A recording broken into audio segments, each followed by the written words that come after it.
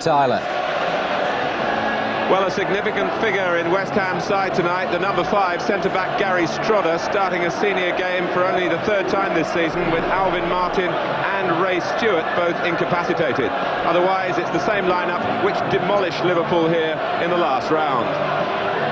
Aston Villa had a boost this morning when right-back Chris Price was past fit after a knee injury on Saturday, so an unchanged side, with Alan McInally naturally a focal point of watch tonight by the Scotland manager Andy Roxburgh. But don't forget David Platt, who struck 4 goals in 18 minutes against Ipswich to earn Villa this quarter-final. And in Gordon Cowans, they have the only man on the field with a winner's memento in this competition, earned 12 years ago when Aston Villa beat Everton. But West Ham might just have a talisman in substitute Kevin Keane. His father, Mike, actually collected the League Cup at Wembley as captain of Queen's Park Rangers. That was way back in 1967 when Kevin was just 1 week old. The referee is John Martin from Alton.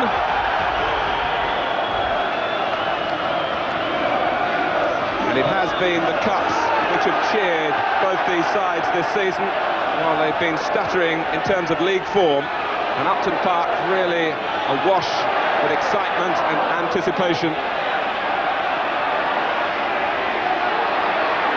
Aston Villa in a change strip, and the misplaced pass by Andy Gray. Here's Steve Potts. An early ball for Rossignol. Well, with the aerial power of Leroy Rossignol, West Ham have mixed up their traditional quick passing style to give him some service as well. Dix with a header. West Ham, who found goals so hard to come by in league games. You can't say the same about McInally for Aston Villa, but the cup, and this competition in particular, has really brought the best out in them. Alan McInally, 21 goals in 23 appearances for Aston Villa this season. That's a fabulous record.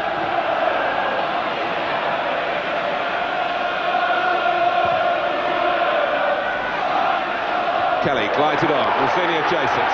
Price trying to cover, and he made contact with Leroy Rossignol. It's a penalty to West Ham. In only the 4th minute, Price the culprit. The player who seemed to be ruled out of this tie with an injury against Newcastle on Saturday, and it was just inside the area too.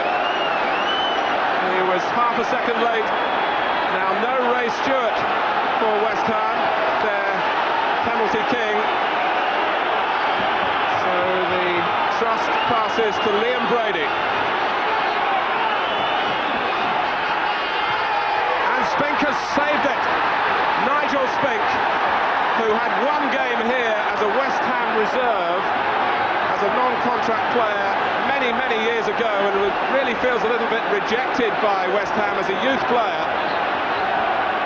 But of course has made a very big name for himself with Aston Villa in more recent times. But he denies Brady, and what will that mean at the end of the evening? It was placed well enough, but not hit hard enough. So Brady trying to clear his head and concentrate now as he takes the corner. Gale right in there. It drops for Paul Ince. Just the sort of volleyed shot that he sank against Liverpool.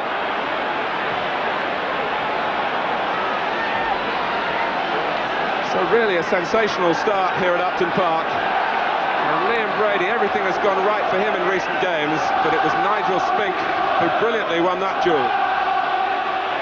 And that let-off just giving Aston Villa a chance to regroup and perhaps get through a very difficult opening period.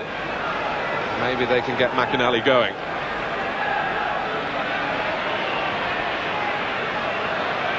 Cowans. And Andy Gray climbed well above Julian Dix. And a lot of Aston Villa's planning for this game, centering around Andy Gray's ability to get forward from midfield. He certainly did then. Senior. Ince. Now Dickens involved. Moving reasonably freely. Brady. Deflected all the way along the edge of the area, and Ince takes it on and threads the shot in. So Paul Ince, who was the scourge of Liverpool in the last round, makes the West Ham fans forget the penalty miss. And ironically, the shot got past Spink on the same side that he made the penalty save.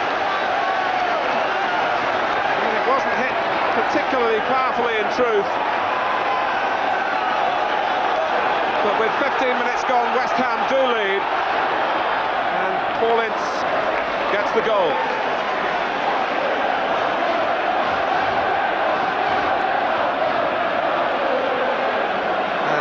Such is the congestion behind that goal that some of the supporters have actually come onto the touchline.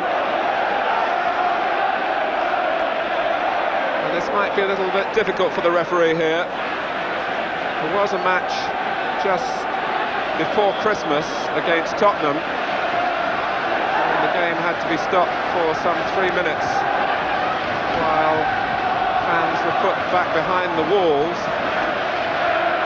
There's another suggestion of trouble, it's just congestion. But the game goes on. And West Ham lead.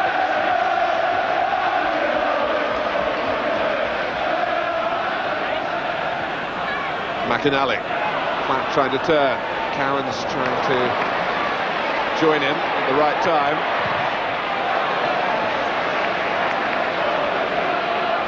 David Platt, who can play in midfield, but he's up with Alan McInally in this Aston Villa formation. It's basically 4-4-2.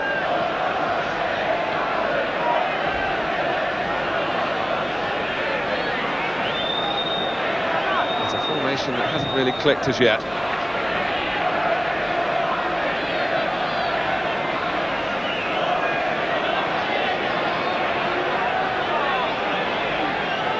Rosenia.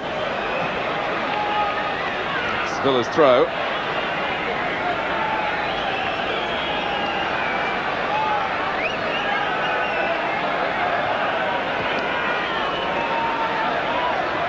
Keown.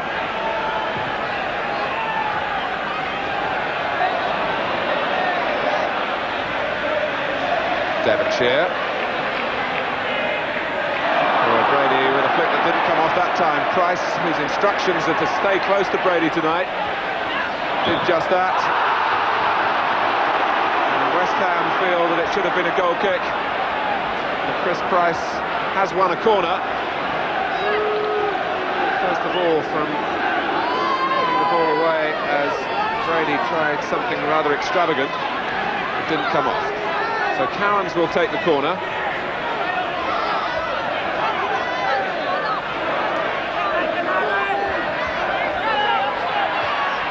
Flicked on by Keown, and Stuart Gray tried to round off the rehearsed move.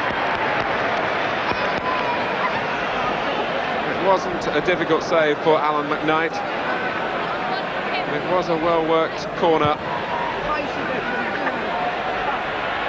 Keown flicked it on. Stuart Gray just backpedaling a little and couldn't get too much power into the header. This is Ince, and here's Rosenia!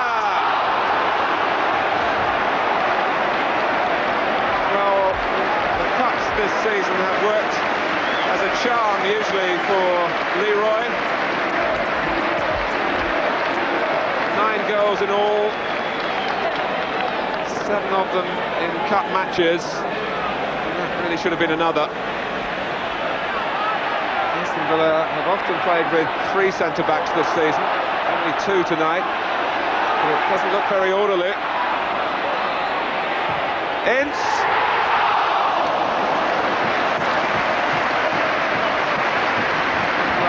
The run he's having in the Littlewoods Cup, you can't blame him for shooting at every opportunity from every angle.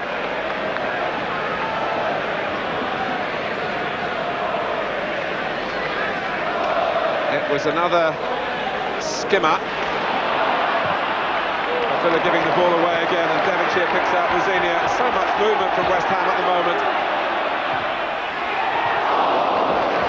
Stabbed behind by Derek Mountfield.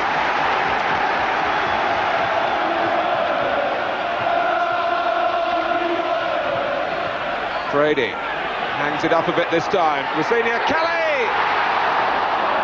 Well, any sort of contact, and it seemed it must have beaten goalkeeper and Price on the line, but it didn't. Brady slips Andy Gray. Goal kick. But David Kelly was looking to get the conclusive touch here as Strother and Rosinia met it, helped on by Kelly. Spink blocked, Price cleared. It's half-time, a first half in which Nigel Spink saved a penalty from Liam Brady, but was beaten when Paul Ince threaded a shot from much further out into the same corner. And Aston Villa, I think, will be a little relieved to be going in just the one goal down. West Ham had other opportunities, but at half-time at Upton Park in this Littlewoods Cup quarter-final, they lead Aston Villa by 1-0.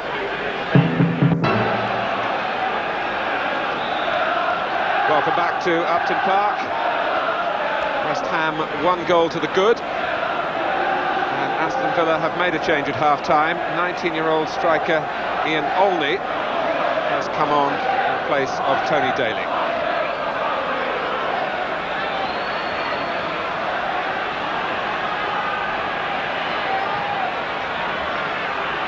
So will we get more of the same, which was West Ham looking the more dominant force, or will they rue those missed opportunities over the first 45 minutes? Oh, and Andy Gray flashing a wicked ball across the face of McKnight's goal. Perhaps that's an indication of an improvement, and a much-needed improvement from the Villa viewpoint in the second half. Delivered crisply across beyond the goalkeeper, but beyond any Villa player following in. Ince. Now Dix. Brady. Keown drawn out of the middle. And Brady, whether he was just firing it across or actually shooting, only he will know, but it's deflected for the corner. And he's looked an aristocrat on the field again.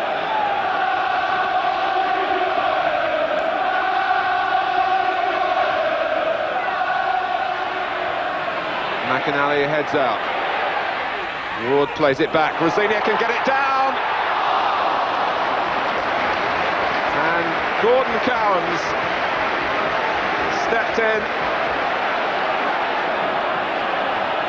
when number 2 seemed beckoning for West Ham. It's still on with Ward. Taking on Stuart Gray, who holds him up. In from Devonshire. Keown can only knock it behind. So West Ham starting to find their feet in the second half. It's a lovely ball by Ward. Rosinia got it down, and that's great work by Cowans. Strother!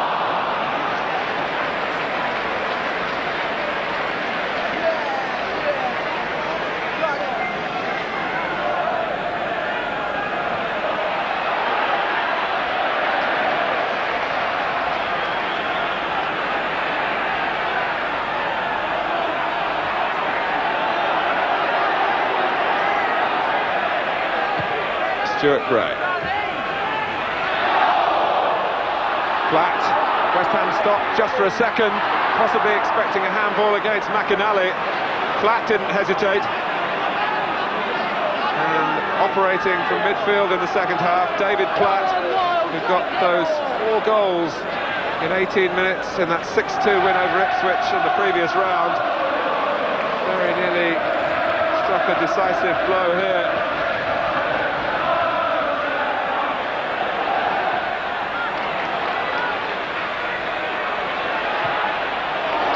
Good ball by Ward to Devonshire. Kelly's gone to the near post. David Kelly actually hit the near post.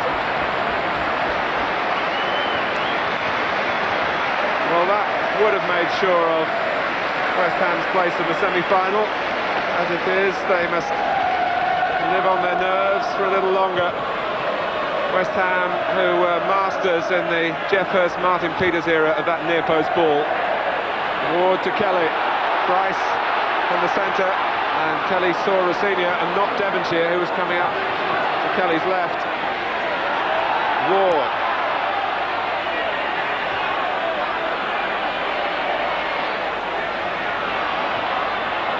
Brady.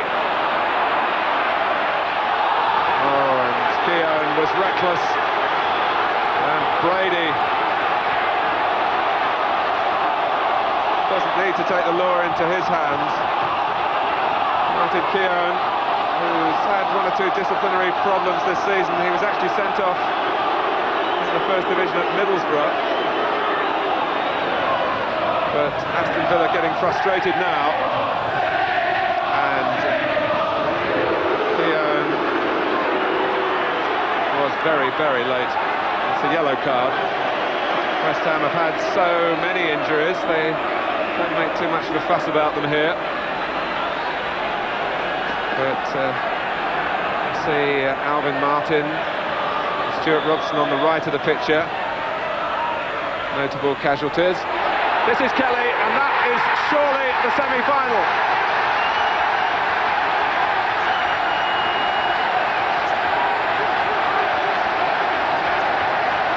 So, Keown's indiscretion well and truly punished. Tony Gale played a part, and Kelly with a lovely spin turn to volley wide of Spink, and that's what David Kelly's been brought here to do, snap up chances close to goal. That's his trademark. 2-0. 4 minutes left.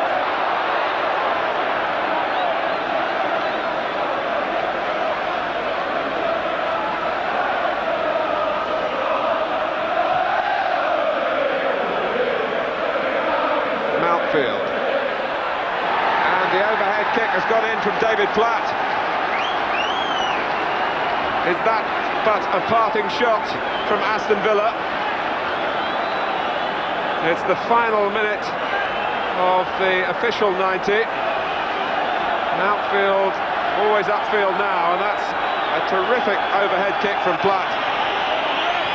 Almost 2 minutes of stoppage time play.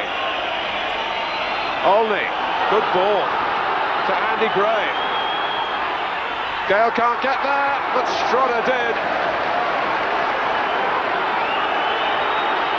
Well, the reserve centre-back was in absolutely the right place then. That's a push, and a painful ending to the game for Rossignol. A nervy one down on the bench.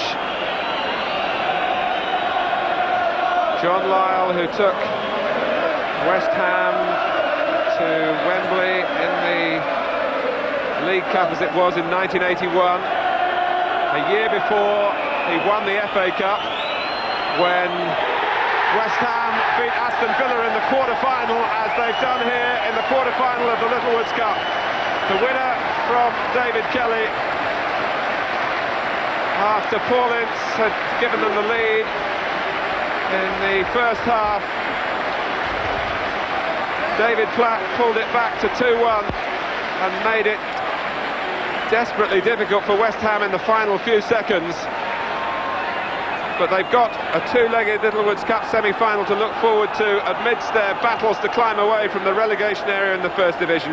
And in the end, Aston Villa have gone the same way as Sunderland, Derby County and Liverpool. Paul Ince will find it hard to reach the dressing room. Such is the jubilation here, with a final score at Upton Park. West Ham United 2, Aston